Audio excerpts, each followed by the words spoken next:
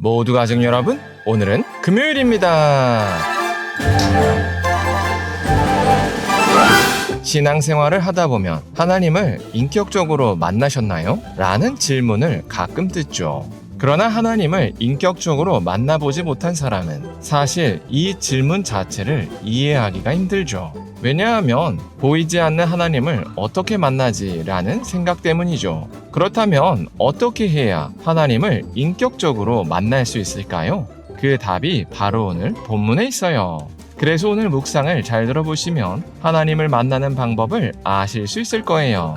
그러면 오늘도 묵상에 잘 참여해 주시고요. 꼭 댓글로 무엇을 느꼈는지를 나눠주세요. 그리고 오늘의 시편을 한 절이라도 암기해 보면 어떨까요? 그러면 오늘 본문인 시편 18편 듣고 올게요. 제18편 여호와의 종 다윗의 시 인도자를 따라 부르는 노래. 여호와께서 다윗을 그 모든 원수들의 손에서와 사울의 손에서 건져주신 날에 다윗이 이 노래의 말로 여호와께 아뢰어 이르되 나의 힘이신 여호와여, 내가 주를 사랑하나이다. 여호와는 나의 반석이시요 나의 요새시요 나를 건지시는 이시요 나의 하나님이시요 내가 그 안에 피할 나의 바위시요 나의 방패시요 나의 구원의 뿌리시요 나의 산성이시로다. 내가 찬송받으실 여호와께 아뢰리니 내 원수들에게서 구원을 얻으리로다.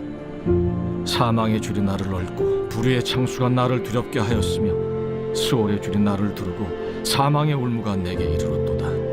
내가 환난 중에서 여호와께 아뢰며 나의 하나님께 부르짖었더니 그가 그의 성전에서 내 소리를 들으시며 그의 앞에서 나의 부르짖음이 그의 귀에 들렸도다. 이에 땅이 진동하고 산들의 터도 요동하였으니 그의 진노로 말미암음이로다. 그의 코에서 연기가 오르고 입에서 불이 나와 사르며 그 불에 숯이 피었도다.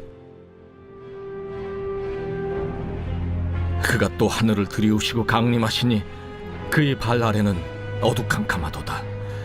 그룹을 타고 다니시며 바람 날개를 타고 높이 솟아오르셨도다. 그가 흑암을 그의 숨는 곳으로 삼으사 장막같이 자기를 두르게 하시며 곧 물의 흑암과 공중의 빽빽한 구름으로 그리하시도다. 그 앞에 광채로 말미암아 빽빽한 구름이 지나며 우박과 숯불이 내리도다. 여호와께서 하늘에서 우레소리를 내시고 지존하신 이가 음성을 내시며 우박과 숯불을 내리시도다. 그의 화살을 날려 그들을 흩으시며 많은 번개로 그들을 깨뜨리셨도다. 이럴 때 여호와의 꾸지람과 콧김으로 말미암아 물밑이 드러나고 세상에 터가 나타났도다. 그가 높은 곳에서 손을 펴사 나를 붙잡아 주시며 많은 물에서 나를 건져내셨도다. 나를 강한 원수와 미워하는 자에게서 건지셨으며 그들은 나보다 힘이 세기 때문이로다. 그들이 나의 재앙의 날에 내게 이르렀으나 여호와께서 나의 의지가 되셨도다. 나를 넓은 곳으로 인도하시고 나를 기뻐하심으로 나를 구원하셨도다.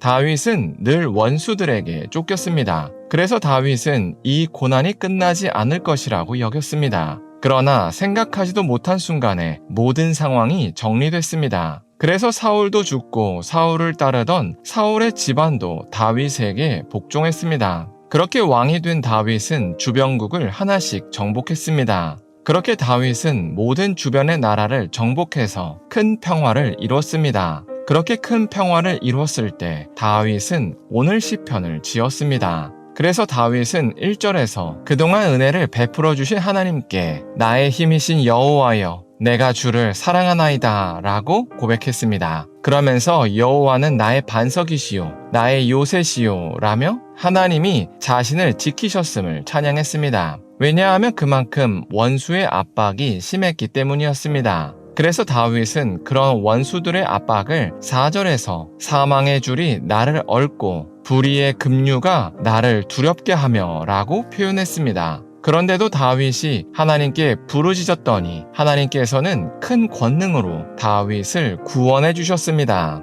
이를 다윗은 7절부터 19절까지 매우 시적으로 표현했습니다. 하나님께서 땅을 진동시키셨다거나 하나님께서 원수들에게 진노하셔서 코에서 연기가 나고 입에서 불이 나왔다거나 다윗 자신을 넓은 곳으로 인도하셔서 구원하셨다고 표현했습니다. 이처럼 하나님께서는 하나님을 간절히 찾는 사람을 구원해 주십니다. 그리고 우리가 여기서 주목해야 할 점은 하나님께서 베풀어 주시는 구원이 단순히 죽어서 천국 간다는 개념이 아니라는 점입니다. 하나님께서 베풀어 주시는 구원에는 이 땅에서의 문제 해결이 포함되어 있습니다. 그래서 우리가 사용하는 일반적인 표현으로 오늘 시편을 요약하면 이렇습니다. 다윗이 원수들에게 죽을 뻔했는데 하나님께서 살려주셨다입니다. 그래서 우리가 기도한다는 건 마치 물에 빠진 사람이 살려주세요, 살려주세요 라고 소리치는 것과 같습니다.